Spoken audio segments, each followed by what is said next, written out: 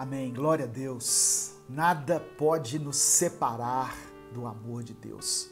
Louvado seja o nome do Senhor. Eu queria compartilhar uma passagem dos evangelhos que está em Lucas, capítulo 7, do verso 36 ao verso 50, que fala de uma mulher que ousou se aproximar de Jesus, apesar de ser uma pecadora, e o adorou de uma forma extraordinária. E Jesus disse que onde o evangelho fosse pregado, essa mulher seria mencionada por causa dessa atitude dela. O texto está em Lucas capítulo 7, do verso 36 ao verso 50, e eu quero ler junto com você. Amém? Abra sua Bíblia e vamos juntos fazer uma reflexão aqui nessa passagem tão linda, tão maravilhosa, que é inspiradora. Diz assim: um fariseu convidou Jesus para jantar. Jesus foi até a casa dele e sentou-se para comer. Naquela cidade morava uma mulher de má fama. Ela soube que Jesus estava jantando na casa do fariseu. Então pegou um frasco feito de alabastro, cheio de perfume, e ficou aos pés de Jesus por trás.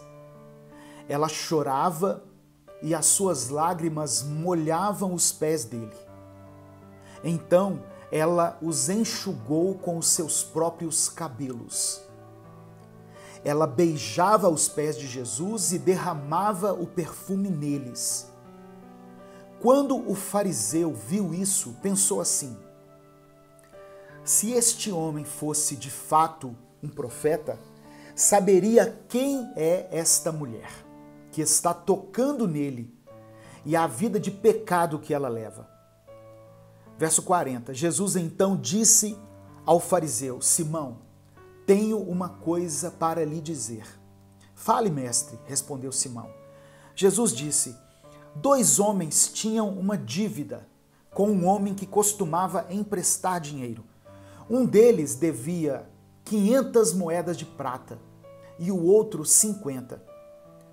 Mas nenhum dos dois podia pagar ao homem que havia emprestado. Presta atenção, irmãos. Nenhum dos dois podia pagar aquele homem que havia emprestado dinheiro. Então ele perdoou a dívida de cada um. Qual deles vai estimá-lo mais? Eu acho que é aquele que foi mais perdoado, respondeu Simão. Você está certo, disse Jesus. Então virou-se para a mulher e disse a Simão: você está vendo esta mulher? Quando entrei, você não me ofereceu água para lavar os pés, porém ela os lavou com as suas lágrimas e os enxugou com os seus cabelos. Você, Simão, não me beijou quando cheguei. Ela, porém, não para de beijar os meus pés desde que entrei. Você não pôs azeite perfumado na minha cabeça, porém, ela derramou perfume nos meus pés. Eu afirmo a você, então, que o grande amor que ela mostrou prova que os seus muitos pecados já foram perdoados. Mas onde pouco é perdoado, pouco amor é mostrado. Então Jesus disse à mulher: os seus pecados estão perdoados. Os que estavam sentados à mesa começaram a perguntar: que homem é esse que até perdoa pecados? Mas Jesus disse à mulher: a sua fé salvou você. Vá em paz. Irmãos, eu amo as passagens dos evangelhos nas quais o próprio Jesus dá a explicação, porque elas dispensam comentários e elas já nos levam a interpretações, ao invés da gente ficar divagando, pensando, tentando entender o que aquilo quis dizer. Algumas passagens específicas dos evangelhos são explicadas pelo próprio Jesus, Lembra da passagem do semeador que saiu a semear? Jesus conta uma parábola e depois ele mesmo explica. E Jesus era muito didático. E aqui nessa passagem, Jesus estava jantando na casa de um fariseu. Nós temos que entender primeiro quem eram os fariseus. Os fariseus eram uma seita que havia em Israel, que era composta por pessoas que tinham uma fama de moralidade extrema. Os fariseus eram pessoas que guardavam a lei, que observavam a lei. Eles eram rigorosos cumpridores da lei. Eles davam os dízimos de forma assim muito correta. Eles iam no templo todos os dias. Eles eram retos, eram extremistas aos seus próprios olhos. Só que o problema dos fariseus é que eles achavam que eram mais santos que os outros. Parece muito com a igreja que nós conhecemos hoje, a igreja evangélica cristã que nós conhecemos hoje, que desconsidera as pessoas e se acha mais santa do que os outros. Então, Jesus estava na casa de um homem que fazia parte dessa seita chamada os fariseus. A cultura judaica, naquela época, tinha por costume saudar todo convidado com uma bacia de água e um pano. As pessoas que chegavam na casa de alguém eram saudadas, eram recebidas com uma bacia de água e um pano para lavar o pó dos pés das pessoas, porque não tinha estradas pavimentadas naquela época. Então, quando você andava por Jerusalém ou pelas cidades, né, aqui os estudiosos acreditam que Jesus estava na cidade de Naim, aquela cidade onde ele fez um milagre, né, da ressurreição. Lembra da viúva de Naim? Pois é, ele estava aqui nessa cidade. Então, era comum receber os visitantes com uma bacia de água e um pano. E o convidado também era saudado com um beijo de cada lado do rosto. E a seguir ele recebia óleo para ungir os seus cabelos, porque geralmente os cabelos estavam empoeirados e precisavam ser hidratados. Então Jesus estava nesse contexto. Só que ali na casa daquele fariseu, ele não foi recebido dessa forma. Ele não foi recebido dessa maneira. Uma coisa que me chama aqui a atenção é que Jesus, ele não se importa de entrar na casa dos fariseus. Jesus não se importa de estar na presença dos religiosos. Embora a gente possa concluir, né, através de estudos, que aquele fariseu ele só queria aparecer, porque a presença de Jesus numa casa chamava a atenção. Aquele fariseu ele queria curtidas, ele queria aparecer para as pessoas, ele queria ostentar um culto com uma celebridade que era Jesus naquela época, porque Jesus já tinha vários seguidores. Milhares de pessoas já conheciam Jesus, já tinham presenciado seus milagres. Portanto, onde Jesus parava, aquela coisa virava um evento. Então Simão convida Jesus, mas ele não se dá conta da importância da presença de Jesus na casa dele. Ao invés de valorizar a presença de Jesus, Simão valoriza a presença das pessoas. E Simão valoriza o culto, mas não valoriza a presença de Jesus no culto. Às vezes nós somos assim. Nós damos valor, nós damos importância e crédito ao evento em si. Nós preparamos tudo. Nossa, tem que ter toda uma preparação. Mas esquecemos do principal, que é a presença de Jesus. Nós vamos nas reuniões, nós nos preparamos, vestimos a melhor roupa, pegamos a nossa melhor Bíblia, né, e de preferência uma Bíblia grande, para mostrar às pessoas o quanto nós somos espirituais, nós nos preparamos fisicamente, mas não preparamos o nosso espírito. Essa era a realidade daquele religioso, que era um exímio cumpridor da lei, mas que ao invés de reparar e de valorizar a presença de Jesus, ele passou a observar a atitude das pessoas que estavam ali naquele culto. E principalmente a atitude de uma certa mulher. Então aqui nós temos 3 pessoas nesse culto que nos chamam a atenção. Primeiro, a pessoa de Jesus, que era o Messias, que era o Filho de Deus, que era o próprio Deus. Imagina você receber Jesus na sua casa. Nós temos a presença de Jesus, nós temos a presença de um religioso, um seguidor da lei, alguém que se achava melhor e maior do que as outras pessoas. Mas aí entra em cena uma terceira pessoa, uma mulher. A Bíblia fala uma certa mulher, pecadora. E quando a Bíblia fala pecadora, dá a entender que era uma mulher adúltera.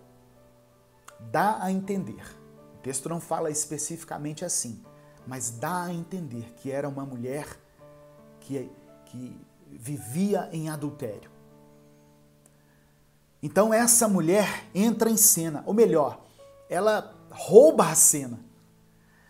De algum jeito ela já era conhecida ali no meio das pessoas, mas ela passou entre os empregados da casa, ela foi até a mesa onde estavam os religiosos, onde eles estavam jantando, e ela chega por trás. É algo que me chama a atenção também. Talvez porque ela não se achasse digna. As pessoas sabiam que ela era pecadora e ela também sabia que era pecadora. Diferente do religioso, que se achava bom demais. Para ele, Jesus era um mestre. Para aquela mulher, Jesus era o Senhor. O Filho do Deus vivo, o Cristo. Aquele que poderia redimi-la dos seus pecados. É diferente, sabe, irmãos? Para Simão, para ele era um culto formal, mas para aquela mulher, aquele era um culto de adoração. Talvez nós entramos assim nos nossos cultos, nós temos entrado assim nos nossos cultos, até mesmo nos cultos online. É mais um culto formal. Nós precisamos transformar o nosso culto em um momento de adoração. Eu imagino que o religioso, Simão, e aquelas pessoas religiosas que estavam ali, ficaram perplexas quando viram aquela cena. Ficaram ali paralisados com aquilo. Porque eles reconheceram aquela mulher. E um deve ter cutucado o outro dizendo, peraí, essa aí não é aquela pecadora? Irmãos, essa passagem me leva a refletir o quanto a igreja afasta o pecador da presença de Deus, sabe? Nós deixamos de abrir as portas para aqueles que estão levando uma vida de pecado, mas que querem se encontrar com Deus, porque nós nos consideramos um povo separado. Nós somos sim um povo separado, mas temos que nos lembrar de onde o Senhor nos resgatou. O problema é que o pecado daquela mulher incomodava aquela sociedade, mais do que os pecados dos religiosos. Ah, pastor, mas eles não eram religiosos, cumpridores da lei? Sim, mas aos olhos de Deus, todos nós somos pecadores. O apóstolo Paulo escreveu em Romanos capítulo 3, verso 23, que todos pecaram e destituídos estão da glória de Deus. Aos olhos do Senhor, todos nós somos pecadores.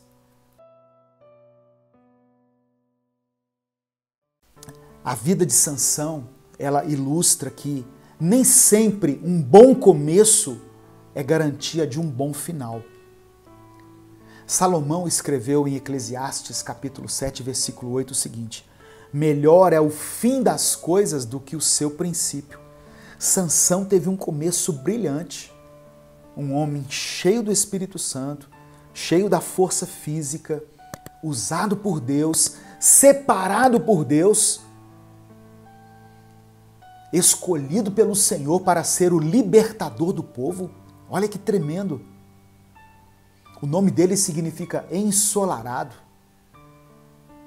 Ele teve um começo brilhante, mas infelizmente ele terminou mal. Sansão tinha tudo para dar certo, irmãos. O nascimento dele foi precedido pela visita de um anjo do Senhor. Depois você lê Juízes capítulo 13, verso 3. O nascimento dele foi resultado de um milagre, porque a mãe dele não podia ter filhos. Tem pessoas que foram fruto de um milagre de Deus. Tem pessoas que receberam livramentos tremendos do Senhor, mas com o tempo eles enveredaram por um caminho que não era o caminho de Deus. Eles puseram tudo a perder. A mãe de Sansão era estéril. O nascimento de Sansão foi motivo assim de júbilo, de alegria, porque ela não podia ter filhos, mas ela recebe uma visita de um anjo e fala: olha, você vai engravidar e o seu filho é separado para mim. Seu filho faz parte de uma grande obra que eu quero fazer no meio do povo de Israel. E no ventre, Sansão já foi consagrado a Deus. Ele seria nazireu, separado para o Senhor. Os pais eram pessoas piedosas, eram pessoas tementes a Deus. Sansão cresceu num lar cristão, num lar estruturado. Ele teve um referencial de vida da mãe e do pai, porque os pais eram pessoas que buscavam a Deus, eram pessoas de oração. Ô, meu irmão, talvez você não cresceu num lar assim, estruturado, né? Talvez você viu coisas praticadas pelo seu pai ou pela sua mãe que não serviram como referência para a sua vida espiritual. Mas certamente Deus colocou pessoas no seu caminho que são exemplo para você, que são um modelo a seguir. Sansão, ele nasceu e cresceu em um lar onde Deus era adorado. Deixa eu ler aqui Juízes capítulo 13, o versículo 8. Olha só, versículo 8. Juízes capítulo 13, verso 8. Então Manoá orou ao Senhor. Olha só, os pais dele oravam a Deus: Senhor, eu te imploro que o homem de Deus que enviaste volte para nos instruir sobre o que fazer com o menino que vai nascer. O pai dele estava orando a Deus para que o Senhor desse direção à decisão que ele deveria tomar em relação ao filho que iria nascer. Olha só, irmãos, olha o lar onde Sansão nasceu e onde ele cresceu. Um lar onde os pais buscavam a direção de Deus. Eu sei que muitas pessoas hoje se afastaram do Senhor, estão fora dos caminhos de Deus, fora dos propósitos do Senhor, porque às vezes não tiveram uma referência cristã dentro dos seus lares. O que viram foi o paganismo, foi idolatria, foi um lar totalmente desestruturado, mas Sansão não poderia dizer isso. A queda dele, o caminho que ele escolheu, foi fruto da sua própria concupiscência. Ele escolheu os seus caminhos. E nós estamos tentando aqui entender o que aconteceu na vida dele. Porque ele começou a sua liderança debaixo da unção do Espírito. O versículo 25 do capítulo 13 de Juízes diz assim, olha, o Espírito do Senhor começou a agir nele. O Espírito do Senhor começou a agir na vida de Sansão. Deus tomou a vida de Sansão e fez dele um homem cheio do Espírito Santo.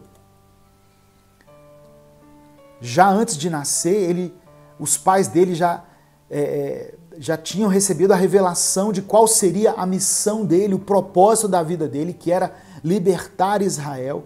Então ele cresceu sabendo qual era o propósito de Deus para a sua vida. E a pergunta que nós nos fazemos é: por que ele começou tão bem, mas terminou tão mal? Como pode um homem começar como um príncipe de Deus, mas terminar como palhaço nas mãos do inimigo? Algumas coisas aqui a gente não tem como deixar de mencionar. Sansão foi uma pessoa que escolheu andar sozinho. Ele não levou a sério o que está escrito em Gênesis capítulo 2, verso 18, que diz assim: não é bom que o homem esteja só.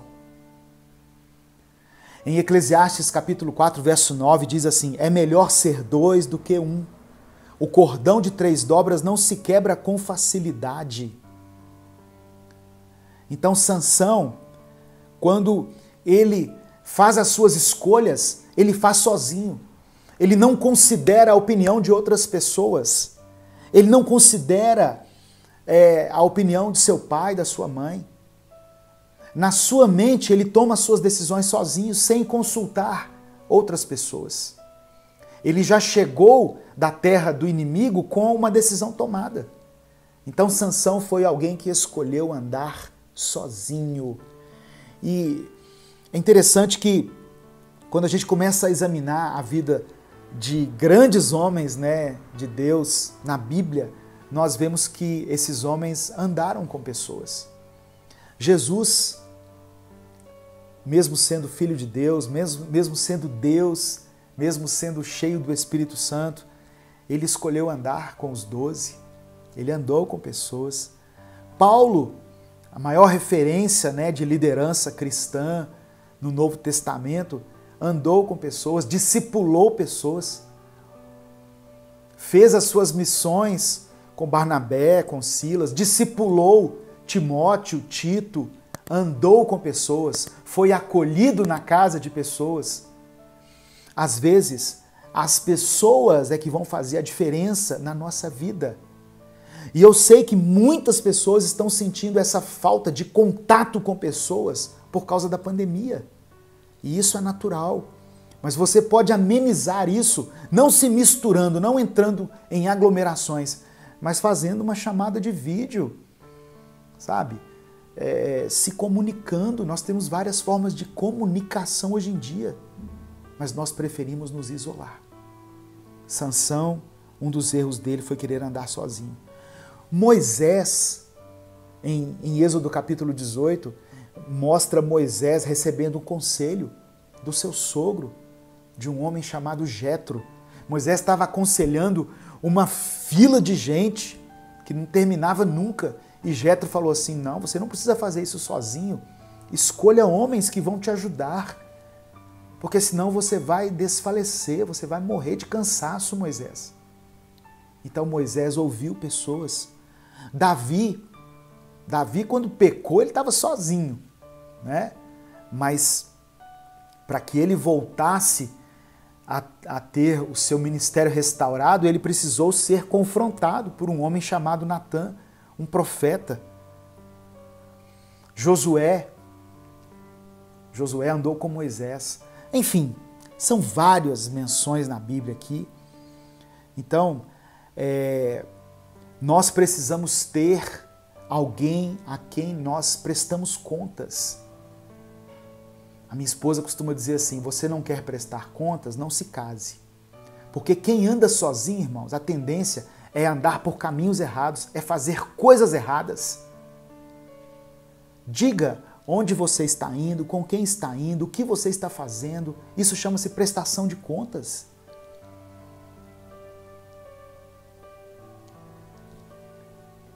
É importante nós termos a quem prestar contas. Ah, eu só presto conta a Deus, pastor. Pois é, mas nós criamos na nossa mente uma ideia de que Deus é misericordioso, que Deus é perdoador, que Ele não se ira. Então, como Ele não está fisicamente presente na nossa vida, apenas espiritualmente, Deus é espírito, nós não levamos tão a sério a presença do Espírito Santo. Então nós precisamos ter pessoas com quem andamos. Ter alguém com quem você converse, com quem você desabafe.